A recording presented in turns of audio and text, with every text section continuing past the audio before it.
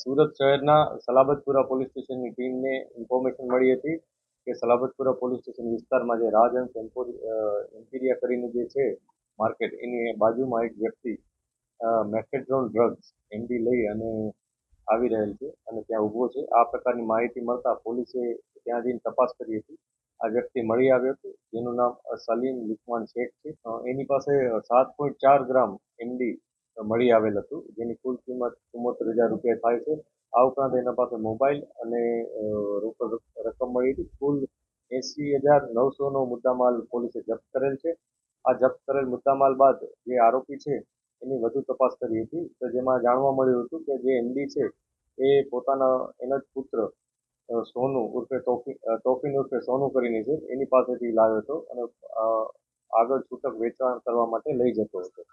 આ જે બંને વ્યક્તિ છે એમાંથી એકની ધરપકડ થઈ છે. તોફીન ઉર્ફે સોનુ એની ધરપકડ બાકી છે. પોલીસ એની તપાસ કરી રહી છે.